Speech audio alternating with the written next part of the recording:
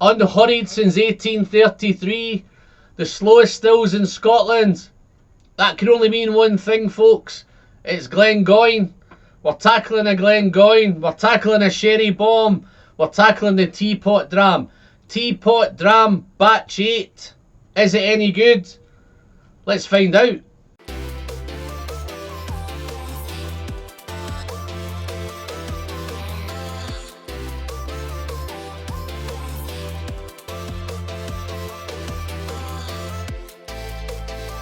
Well, hello there folks, and welcome back to the Whiskey Friend with me, Alan. Taking a little break from the peat journey at the minute. Had a little bit withdrawal with sherry. I know I've been doing a little bit of peat and sherry lately, but I needed to get a full fix of sherry. And I had this one sitting on the shelf for a couple of months. I've been dying to do it. I was actually going to review it earlier before I started the peat journey. So it's been sitting patiently in the background. It's been looking at me, it's been screaming at me, and I've just succumbed, I've given in. I sat down at the beginning of the weekend, I did a review for the Patreons, I did the unboxing and the corking and the first impressions for those guys. Spent a bit of time over the weekend, and boy have I enjoyed this. Look at that beautiful dark colour. First fill Oloroso casks, European oak, cask strength 59.0, 59% ABV. But what a wonderful, wonderful colour. That just looks awesome. I'm not going to get into too much detail, guys, about the Teapot Dram, because I have reviewed batch 6 and batch 7, and I think I did it in a wee bit more detail in those. I will pop links above to batch 6 and batch 7. But just a quick one. When I was looking at it and I looked back, the old history of the Teapot Dram is back in the days. I think the practice ended in the 1970s. Whereas all the workers at Glengoyne were given 3 times a day, 9 o'clock, 12 o'clock, 3 p.m, 3 fingers of whiskey. So what I would like to have seen is maybe the guy with the biggest fingers in the distillery was what the measure would be done by. But I've just measured this, guys. Look at these 3 fingers here. I think I've got half a measure there. So I can imagine what, well, I'd hate to imagine what those guys were wandering around that distillery like. They must have been pissed out their eyeballs, but maybe some could take it and some couldn't. Maybe the younger ones who weren't quite as established whiskey drinkers, I think the old idea was that they had their bit, they had what they could take, and then whatever was left was poured into an old copper teapot and it hang around there. And then the old piss heads came around and helped themselves as they felt necessary. But this for me, guys, is a decent measure. I can tell I'm back on the sherry again because I've poured a nice big measure. Just a quick one, guys. It's not a big pour, it's just a small glass, as we say in the trade. But we're all about responsible drinking, of course. So I'm going to thoroughly enjoy this. I'm going to nose it, I'm going to taste it, I'm going to score it, and I'm going to get myself gone as usual. So it has been covered up. I've had it sitting here for a couple of hours, folks. This is Whiskey Friend coin. Batch 3 coin, the new Down the Hatch Whiskey Battle coins. Yes, they are still available, guys. I will pop links into the description. If you want to pick up and support the channel and get yourself some coins, then check out the links down below. I'll put a link into Patreon as well, guys, if you want to check out the Patreon page. So, look at that. Where do we start with this? But, yes, first fill, Oloroso, European oak. Wow. Just a quick one before I get into it, guys. The packaging, as you can probably see, there's some new branding going on at Glengoyne. New labels, new logo, box now instead of the tube. Same idea, same styling, but just a little bit different. That's going to mess the guys up who are collecting all these. I think they've been going. This is the 10th. Well, they've been around for about 10 years now. I think this is the batch 8, but this is batch 7. You can probably see the difference here. It comes in a tube now.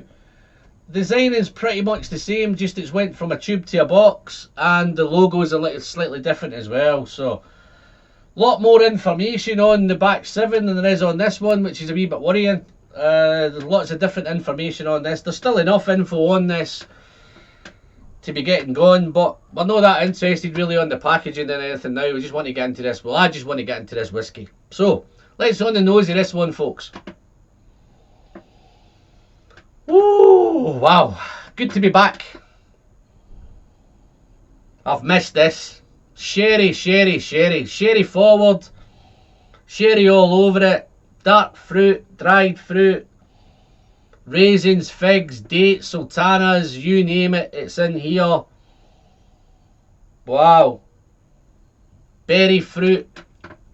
Right up front, folks. When you first open a jar of jam and that little whiff of jam comes out, it's that sticky, fruity, whether it's raspberry, strawberry, even a marmalade, it's got that rich, sticky, jammy feel to this as well. So I think this is going to be very, very jammy, but it's so fruity. It's a little bit sweeter on the nose than the batch 7. The batch 7 had a really nice nose, but this, for me, seems a little bit, from memory, this seems a little bit more sweetness in this, a little bit more fruit going on in this one. But that jammy, that berry fruit, red berries, strawberries, it's gone a little bit darker, so there's some dark berries in there as well, maybe some black currant, maybe some black grape, maybe black cherry. Definitely some red apple, but I think with the red apple, it's like a cooked apple, maybe a stewed apple. Some cooked fruit, some stewed fruit, maybe like some sort of compote. Definitely some cherry. There's a little bit of oak in there coming through now as well, which I found the batch 7 much oakier than this one was. This is a little bit sweeter than the batch 7 was as well, so there is a little bit of difference in it. The leather's here. Difference with the batch 7, I think it was the old leather. This is a little bit of kind of new leather on this one. Not as much oak either, just a little hint of oak in this one. So nice. Definitely jammy, berried. Wow. But, guys, I'm so itching to taste this.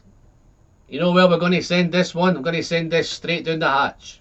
Cheers, folks.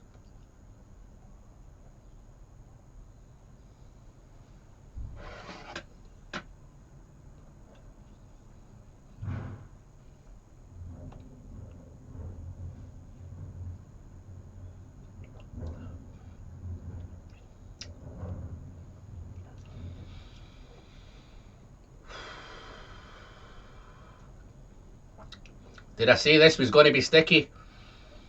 It's definitely jammy. The arrival is tense, intense, powerful,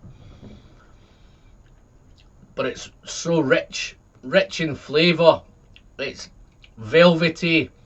The mouthfeel is awesome. There's a real dryness coming into this. It just sucks all the saliva out of your mouth, and then after a few seconds it becomes really mouth-watering. It's chewy, it's syrupy, it's sticky, it's thick, it's oily, it's creamy, it's all of those. Wonderful dryness, a little bit of bitterness on arrival, but it doesn't hang around very long. It becomes really mouth-watering. Wow, it's chewy. It's a little bit tannic, not off-putting, but it's so spicy. Big burst of ginger, burst of clove. I think there's some other spices in there as well. It's very spicy on arrival, and as it heads to the development, the spices just build. The mouth watering, it gets so juicy. So it was very sticky at the beginning. It's now very juicy. Those stewed fruits, those stewed apples. Wow. Let me try a second sip of this one, folks. I need to see if I can find some more in here.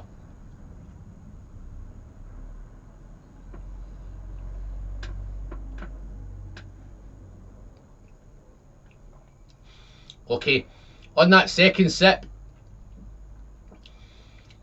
the 59% ABV, it still lets you know it's there. It's still intense.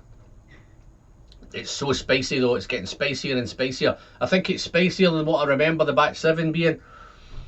Big ginger burst, a little bit of pepper, maybe some black pepper, white pepper. Definitely peppery. It's hot. It's hot throughout. I think there was some tobacco on the batch 7. There's no tobacco on this one. Definitely got the leather, but it's a different type of leather. I think this is a nice new soft leather, if that makes any sense. But beautiful burst of dark chocolate coming through now. Those berry fruits are coming in. the stewed, the fruit compote. I think batch 7 was like a toffee pudding, sticky toffee pudding. This is still sticky. It's not so much toffee, it's more fruit. A little bit of raspberry, some dark chocolate. We have a bar in the UK here called the Ruffle Bar, which has got a kind of raspberry, coconutty, chocolatey feel to it. It's very, very much like this. Dark chocolate's becoming bigger. I think batch 7 was a little bit mintier. There's no mint on this, there's no menthol on this. As it's developing though, folks, it's becoming a wee bit more savoury. There's a real little savoury element coming into this. It's not all. It's much more sweeter on the nose than it is on the palate. It's much spicier on the palate. It's much more savoury. The fruit, the balance is wonderful between that savoury note, the chocolate, the fruit, the spice, and a little bit of wood kicking in there as well. So there's a nice oaky note in there too. So nice. Let me do one more sip before I do the finish. See if I can find anything else. So much going on, folks. It's really complex, this.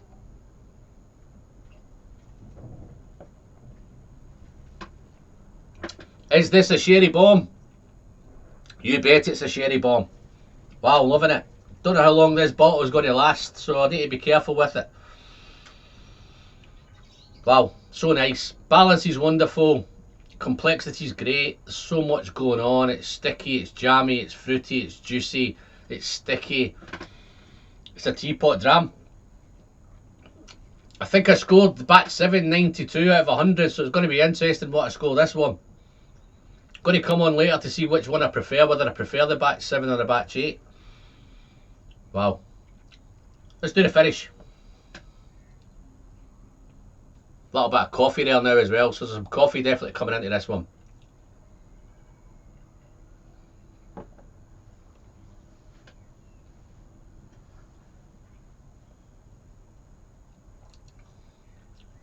Wow.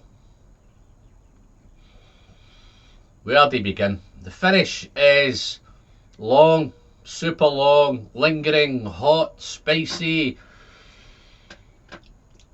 oaky. But then the leather, the coffee, the chocolate, the stewed fruit, everything's in there, but the spice is probably the dominating thing on the finish. Very, very spicy dram. So if you like your cask strength whiskies, then you're going to love this dram. £120 again. I was surprised they kept it at 120. I know from batch 6 to batch 7 it went from 90 to 120.